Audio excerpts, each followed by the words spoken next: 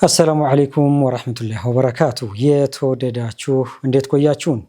የሰኔ 25 2018 ሚንበር ኸበር ጀመረ። ሙሐመድ ንጉስ አብዱ ሚንበር ኸበርን እየመራው ከናንተ ከተመልካቾች ጋር ቆያለሁ። እስከ ፍጻሜው አብራችሁ እንድትዘልቁ በአክብሮት እየጋበዝኩ ለዕለቱ ከያዝናቸው ጉዳዮች መካከል አበይቱን አስቀድማለሁ። የዓለም አቀፉ የገንዘብ ድርጅት ለኢትዮጵያ መንግስት 464 ሚሊዮን ዶላር ለቀቀ። የሀገራዊ ምክክር ኮሚሽን በዋናው ጉባኤ ወቅት ሙያዊ ማብራሪያ ከሚያቀርቡ ባለሙያዎች ጋር የውይይት መድረክ አካሄደ። የነዳጅ ዋጋ አሜሪካ እስራኤል በኢራን ላይ የከፈቱት ጦርነት ከጀመረ ወዲህ ታይቶ በማይታወቅ ሁኔታ አሽቆለቆለ። የሚሉት የሚንበር ኸበር አበይት ጉዳዮች ናቸው። አብራችሁ እንድቆዩ በድጋሚ እየጋበዝን ወደ ቀዳሚው ኸበር አልፋለሁ።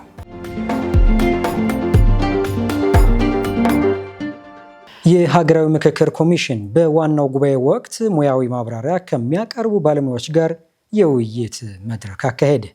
የኢትዮጵያ ሀገራዊ ምክክር ኮሚሽን በዋናው ጉባኤ ወቅት ሙያዊ ማብራሪያ ከሚያቀርቡ ባለሙያዎች ጋር የውይይት መድረክ አካሂዷል።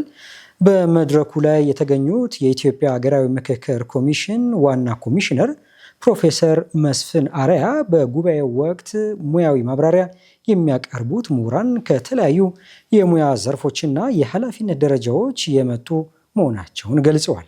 አክለውም በዋናው ሀገራዊ የምክክር ጉባኤ ወቅት ሙያዊ ማብራሪያ የሚያቀርቡ ባለሙያዎች ውይይቱ በምክንያታዊነት የሚመራ እንዲሆን በእውቀት ላይ የተመሰረተ የጋራ ግንዛቤ እንዲፈጠር መሰራት ይኖርባቸዋል ብለዋል።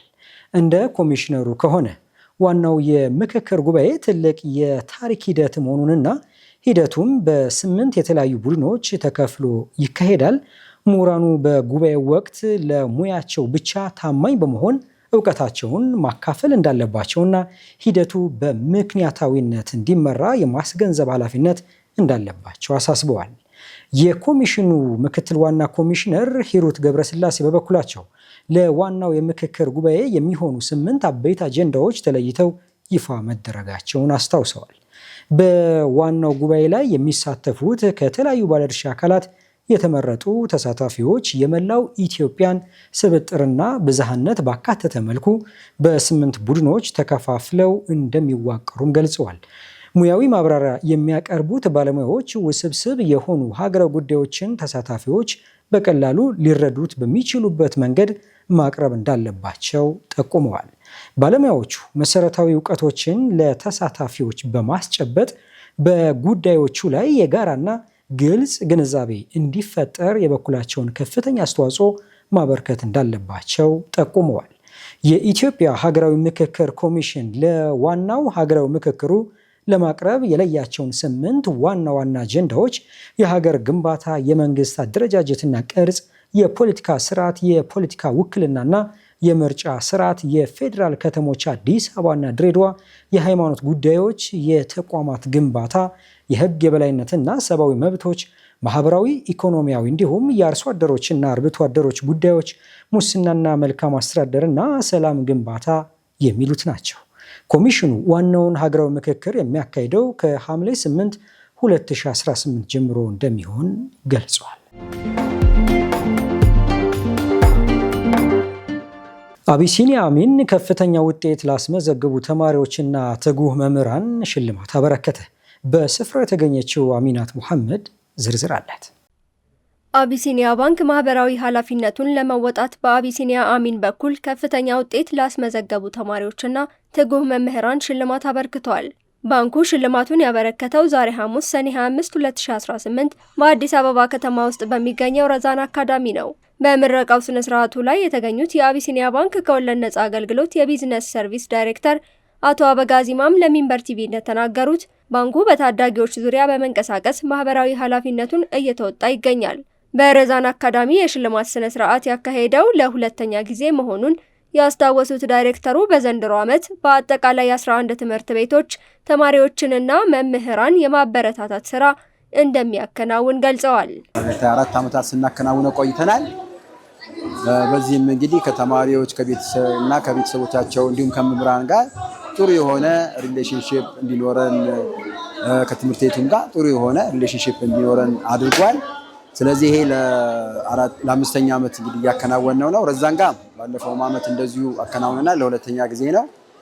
ስለዚህ ትምህርት ቤቶችም እንግዲህ በዘንድሮ ወደ 11 የሚሆኑ ትምህርት ቤቶችን ነው አዲስ አበባ 5 ትምህርት ቤቶች እንዲሁም ከአዲስ አበባ ውጪ በሚገኙ የክፍለ ሀገር ዲስትሪክቶቻችን ወይም ቅርንጫፎቻችን እዛም ደግሞ እንደዚሁ በተመረጡ አንዳንድ ትምህርት ቤቶች ስለዚህ ወደ 11 ትምህርት ቤቶች ይሄን ተግባር እናከናውናለን ማለት ነው። አቢሲኒያ አሚን ከፍተኛ ውጤት ላስመዘገቡ ተማሪዎችና የላቀ ትጋት አሳይተዋል ላላቸው መምህራን ያበረከተው የገንዘብ ሽልማት ነው። በዚህ ሽልማት ላይ በአካዳሚው ውስጥ ከአንደኛ እስከ 8ኛ የክፍል እርከን ውስጥ በአንደኛ ደረጃ ያጠናቀቁ ተማሪዎችና 4 መምህራን ተካተዋል። በአካዳሚው ከአጠቃላይ ከፍተኛ ውጤት ላስመዘገበ ተማሪም ከባንኩ ልዩ ሽልማት ተበርክቷል። አቢሲኒያ ባንክ ከዚህ ባሻገር በቀጣይ ዓመት ተማሪዎችን አወዳድሮ የሚሸልምበትን መሰናዶ ለማቅረብ በዝግጅት ላይ እንደሚገኝ ከወለድ ነጻ አገልግሎት የቢዝነስ ሰርቪስ ዳይሬክተሩ ጠቁመዋል። ተማሪዎችን በተለይ ከተለያዩ ትምህርት ቤቶች እያወዳደረ በትምህርታቸው ወይም ደግሞ በውጤቱ ላቅ ያሉ ተማሪዎችን የሚሸልምበት የማበረታታበት እንደዚህ ዓመቱ መጨረሻ ላይ ብቻ ሳይሆን በመሃልም ደግሞ ትልቅ ፕሮግራም አቅዶ በዘንድሮ ዓመት ለማከናወን ያሰበው ነገር አለ። ስለዚህ ይሄ እንግዲህ ቀጣይነት ያለው ለአንዴ ለሁለቴ የሚከናወን ሳይሆን ይሄ ስራ በደንብ የተከናወነ ትውልድን ከመቅረጽ ከማነጽ አንጻር ትልቅ ስራዎችን እየሰራ ያለበት ሁኔታ ነው ያለው። በዛሬው ስነ ስርዓት ላይ የአቢሲኒያ አሚን ብራንድ አምባሳደር መሐመድ ፈረጅ እንዲሁም የባንኩ የወለድ ነጻ አገልግሎት ኃላፊዎች ተሳታፊ ሆነዋል። ሽልማት የተበረከተላቸው ተማሪዎችና ወላጆቻቸው ባንኩ ያበረከተው ሽልማት ለቀጣይ መንገድ ስንቅ እንደሚሆናቸው ተናግረዋል። ሽልማቱ የተማሪዎችን ውጤታማነት ከማስጠበቁ ባሻገር ሀገራዊ ፋይዳው የጎላ መሆኑንም ገልጸዋል። አቢሲኒያ አሚን በሳምንቱ መጨረሻ በተመሳሳይ በአዲስ አበባ ከተማ 2 ትምህርት ቤቶች የሽልማት መርሃ ግብሩን እንደሚቀጥል ባንኩ ለሚንበር ቲቪ የላከው መረጃ ያመለክታል። አቢሲኒያ ባንክ የሸሪዓ መርሆችን በጠበቀ መልኩ በተቀማጭ በብድርና ሌሎች አገልግሎት አማራጮችን በማቅረብ የደንበኞችን ቁጥር ከ2 ሚሊዮን በላይ ማድረስ የቻለ ሲሆን በ35 ቅርንጫፎች ሙሉ ለሙሉ ከወለድ ነጻ የባንክ አገልግሎት እየሰጠ እንደሚገኝ ተገልጿል።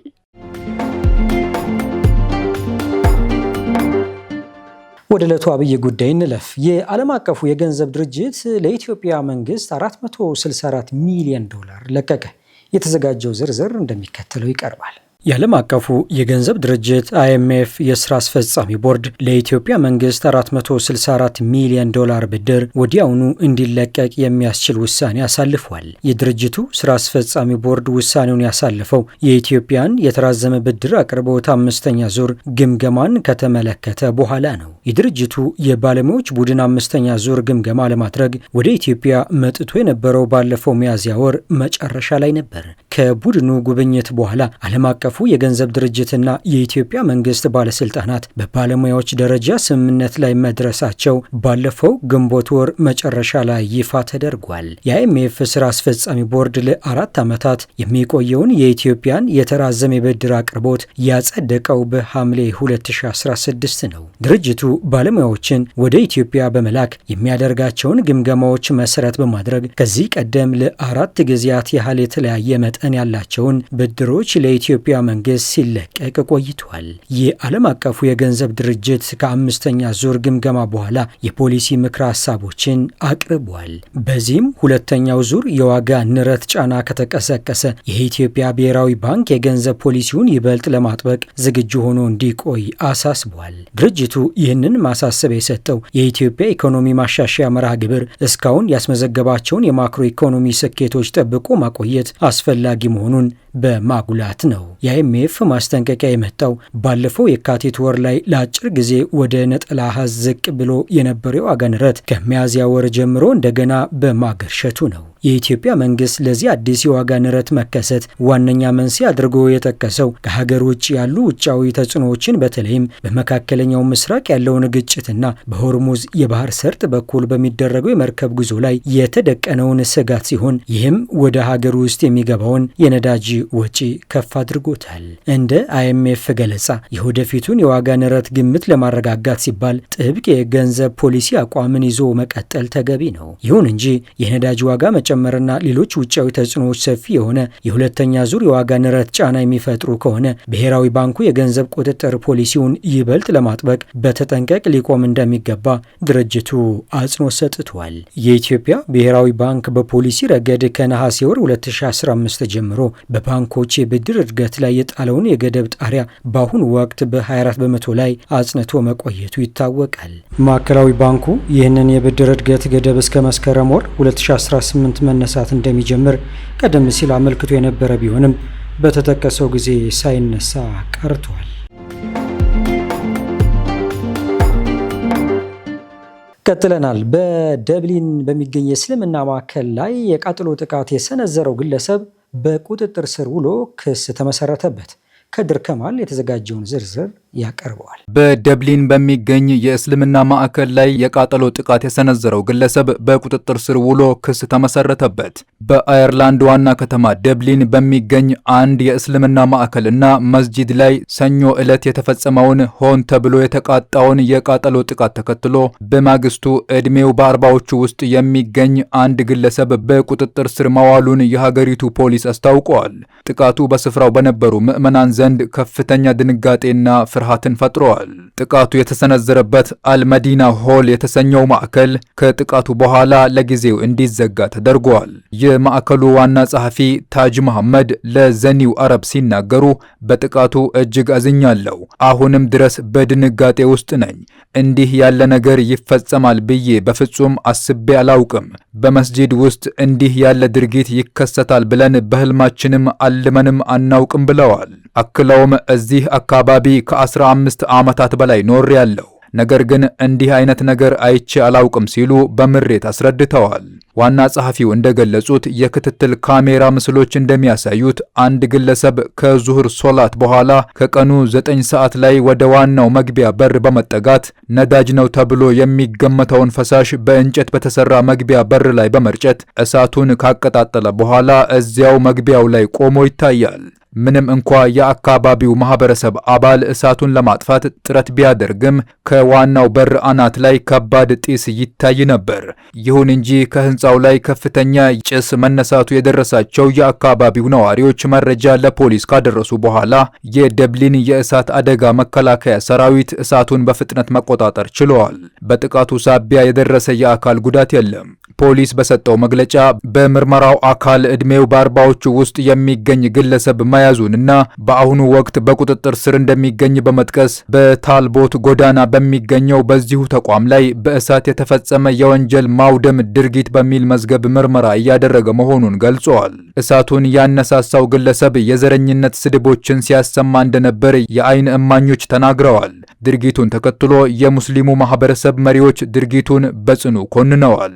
የብሪታንያ ሙስሊሞች ምክር ቤት ዋና ጸሐፊ ዶክተር ዋጂድ አክተር ድርጅታቸው በጥላቻ የተሞሉ ወንጀለኞች በዩናይትድ ኪንግደም እና በአውሮፓ ሕዝብ ላይ እንዲህ አይነት የጥቃትና የማስፈራራት ድርጊቶችን ለመፈጸም ድፍረት ማግኘታቸው እጅግ ያሳስበናል ብለዋል። በተመሳሳይ መልኩ የአየርላንድ ሙስሊሞች ምክር ቤት ጥቃቱን እጅግ አስነዋሪ እና አስደንጋጭ ሲል ገልጾታል። የእንግሊዝ የአገር ውስጥ ሚኒስቴር መምሪያ እንደሚያመለክተው ሙስሊሞችን ኢላማ ያደረጉ የጥላቻ ወንጀሎች በአሁኑ ወቅት ከፍተኛ ደረጃ ላይ ይገኛሉ። የብሪታንያ ሙስሊሞች ምክር ቤት ባለፈው ሰኔ ወር ላይ መስጊዶች ድንገተኛ የደህንነት ልምምዶችን እንዲያደርጉ፣ የክትትል ካሜራዎቻቸውን እንዲያጠናክሩ፣ ከፖሊስ ጋር ያለውን ግንኙነት እንዲያሳድጉ እና እንደ የቃጠሎ ሙከራዎች፣ በመግቢያዎች ላይ የሚፈጸሙ ትንኮሳዎች፣ አጠራጣሪ ዕቃዎችን እና የቦምብ ዛቻዎች ያሉ የደህንነት ስጋቶችን ለመከላከል ዝግጁ እንዲሆኑ መክሮ ነበር። በደቡብ አፍሪካ በተቀሰቀሰው የጸረ ስደተኞች ተቃውሞ ከ900 በላይ ሰዎች በቁጥጥር ስር ዋሉ። በደቡብ አፍሪካ የባዕዳን ጥላቻ ውጥረት ወደ ሀገር አቀፍ ሰልፍ ማደጉን ተከትሎ በሀገሪቱ በተለያዩ አካባቢዎች በተካሄደው ከፍተኛ የእስራት ዘመቻ ከ900 በላይ ሰዎች በቁጥጥር ስር መዋላቸውን ፖሊስ አስታውቋል። እነዚህ ሰልፎች በአብዛኛው በሰላማዊ ሁኔታ ቢጠናቀቁም በአንዳንድ ቦታዎች ግን ወደ ሁከት በመቀየር ሱቆች ሲዘርፉ የአንድ ሰው ሕይወት አልፏል። ይህ የተቃውሞ ሰልፍ ማርች ኤንድ ማርች የተሰኘውን ንቅናቄ ጨምሮ ከ20 በላይ በሚሆኑ የሲቪል ማህበረሰብ የግለሰብ ቡድኖች ጥምረት የተደራጀ ሲሆን ሰልፉ የተጠራው ህጋዊ ሰነድ የሌላቸው ፍልሰተኞች ሀገሪቱን ለቀው እንዲወጡ የተሰጠው ይፋዊ ያልሆነ የጊዜ ገደብ ማብቃቱን ለማወጅ ነበር። የሀገሪቱ ምክትል የፖሊስ ኮሚሽነር ተቤሎ ሞሲኪሊ በሰጡት ጋዜጣዊ መግለጫ በመላው ደቡብ አፍሪካ ከተካሄዱት 120 ሰልፎች መካከል 108ቱ ሰላማዊ የነበሩ ሲሆን በ12ቱ ላይ ግን የፖሊስ ጣልቃ ገብነት አስፈልጎ ነበር። ኮሚሽነሩ አክለውም ለእስራቱ መነሻ የሆኑት ምክንያቶች ከህዝብ ሁከት፣ ከዝርፊያና ከስደት ህግ ጥሰቶች ጋር የተያዙ መሆናቸውን ገልጸዋል። ከፕሬዝዳንት ጽህፈት ቤት የወጣው መግለጫ እንደሚያሳየው የሀገሪቱ ፕሬዝዳንት ሲሪል ራማፎሳ ሰኞ ዕለት ከዋና ዋናዎቹ የሰልፉ አስተባባሪዎች ጋር አስቸኳይ ስብሰባ በማድረግ ሰላም እንዲጠበቅ ጥሪ አቅርበው ነበር። ራማፎሳ በመግለጫቸው የሰልፈኞቹን መሰረታዊ ቅሬታዎች አምነው የተቀበሉ ሲሆን ደቡብ አፍሪካውያን ስለ ህገወጥ ስደት፣ ስለ ድንበር አስተዳደርና በህዝብ አገልግሎቶች ላይ ስላለው ጫና ጥልቅ ስጋታቸውን ገልጸዋል። እነዚህ ስጋቶች እውነተኛ ናቸው፣ ሊደመጡም ይገባል ሲሉ ጽፈዋል። ይሁን እንጂ ፕሬዝዳንቱ ከህግ ውጭ የሆኑ ድርጊቶችን ኮንነዋል። ምክንያቱ ምንም ይሁን ምን የሲቪል ቡድኖች ራሳቸውን እንደ ህግ አስከባሪ፣ ፈራጅና ቅጣት ሰጪ አድርገው የሚወስዱበት ድርጊት በህገ መንግስታዊ ዲሞክራሲያችን ውስጥ ቦታ የለውም ሲሉ አስጠንቅቀዋል። እነዚህ ማስጠንቀቂያዎች ቢሰጡም በአንዳንድ አካባቢዎች ግጭቶች ተከስተዋል።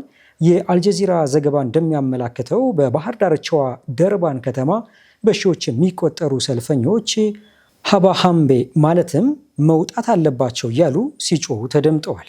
የማርች ኤንድ ማርች ንቅናቄ መሪ ጃሲንታ ንጎቤሴ ዙማ ለተሰበሰበው ህዝብ ባደረጉት ንግግር መንግስት ጥብቅ የድንበር ቁጥጥር እርምጃዎችን እስካልወሰደ ድረስ ተቃውሞ በየሳምንቱ ሐሙስ ዕለት እንደሚቀጥል አስጠንቅቀዋል።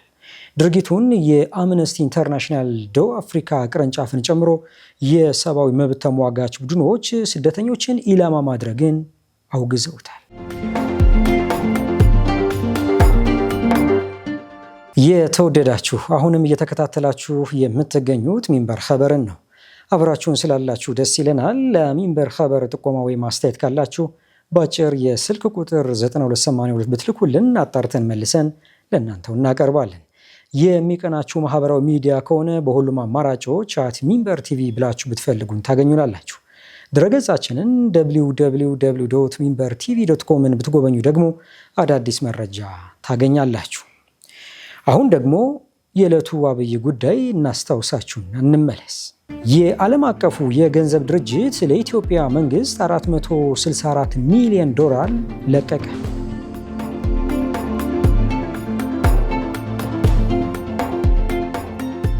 ከቆይታ በኋላ የነዳጅ ዋጋ አሜሪካ እስራኤል በኢራን ላይ የከፈቱት ጦርነት ከጀመረ ወዲህ ታይቶ በማይታወቅ ሁኔታ አሽቆልቁሏል። እንመለስበታለን፣ ይጠብቁ። ፍልስጤም እስራኤል አዛንን የሚያግደው የህግ ረቂቋ ህጋዊ ሽብርተኝነት ነው ስትል ኮነነች። የእስራኤል ፓርላማ በሀገሪቱ ውስጥ ሙስሊሞች ለሰላት ጥሪ የሚያደርጉበትን አዛንን በማይክሮፎን ማስተላለፍን የሚከለክል የህግ ረቂቅ በመጀመሪያ ደረጃ ንባብ ማጽደቁን መገናኛ ብዙሃን ዘግበዋል። የእስራኤል ሀዩም ጋዜጣ እንደዘገበው ከሆነ የእስራኤል ፓርላማ የቀረበውን ይህንን የህግ ረቂቅ ያጸደቀው በ50 የድጋፍና በ36 የተቃውሞ ድምፅ መሆኑ ነው። በብሔራዊ ደህንነት ሚኒስትሩ ኢታማር ቤን ጊቬር በሚመራው ኦትዝማ ይሁዲት ፓርቲ የቀረበው ይህ የህግ ረቂቅ በቀኝ ዘመሙ ፖለቲከኛ አቪግዶር ሊበርማን በሚመራው የእስራኤል ቤትኑ በተባለው የተቃዋሚ ፓርቲ ድጋፍ አግኝቷል። የፍልስጤም ብሔራዊ ምክር ቤት ሰብሳቢ ራውሂ ፋቱህ የተወሰደው እርምጃ ወንጀልና የህግ አውጪ አካላት ሽብርተኝነት ሲሉ ገልጸውታል። ፋቱህ ባወጡት መግለጫ ድርጊቱ የአምልኮ እና የእምነት ነፃነትን በግልጽ መጣስ ነው ብለዋል። የአዛን ጥሪ በድምፅ ማጉያ እንዳይተላለፍ ማገድ ሃይማኖታዊ ስነስርዓት ብቻ ሳይሆን ምዕመናንን የሰላት ሰዓት መድረሱን ለማሳወቅ የሚያገለግል በመሆኑ ድርጊቱ የአዛንን ተግባራዊ ዓላማ ሙሉ በሙሉ እንደሚያሳጣው ተነግሯል። የእስራኤሉ ቻናል 14 እንደዘገበው የቀረበው አዲስ የህግ ረቂቅ ቅድሚያ የተሰጠ ግልጽ ፈቃድ ሳይኖር በማንኛውም መስጂድ ውስጥ የድምፅ ማጉያ ስርዓት መዘርጋትም ሆነ መጠቀምን የሚከለክል ድንጋጌ የያዘ ነው። ይህ የህግ ረቂቅ ጸድቆ ሙሉ ህግ ከመሆኑ በፊት 3 ተጨማሪ ንባብና የውይይት ደረጃዎችን ማለፍ ይኖርበታል።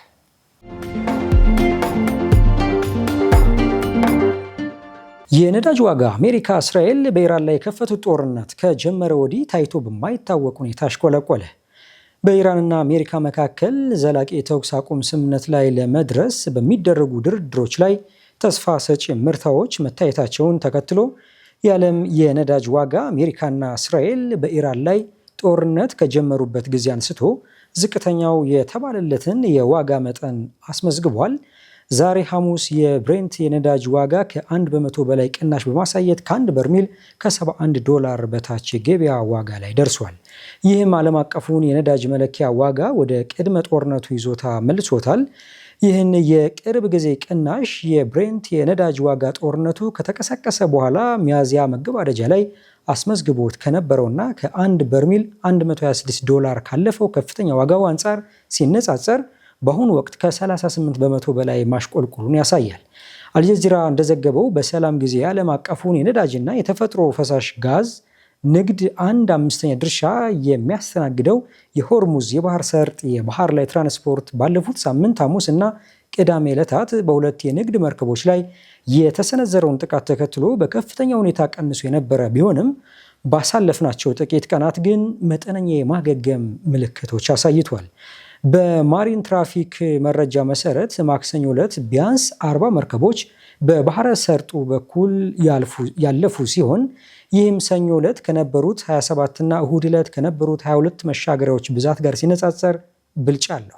ሆኖም በአካባቢው ያለው የደህንነት ስጋት አሁንም ባለመቀረፉ ምክንያት የወደብ ትራፊኩ ጦርነቱ ከመጀመሩ በፊት በቀን ከነበረው 130 የሚደርስ የመርከቦች መሻገሪያ አንጻር ሲታይ አሁንም እጅግ ዝቅተኛ ደረጃ ላይ ይገኛል። ውድ ተመልካቾች ለዛሬ ያዘጋጀነው የሚንበር ኸበር በዚሁ ተጠናቀቀ። ሙሐመድ ንጉስ አብዱ አብራችሁ ቆየው። ወሰላሙ አለይኩም ወራህመቱላሂ ወበረካቱ።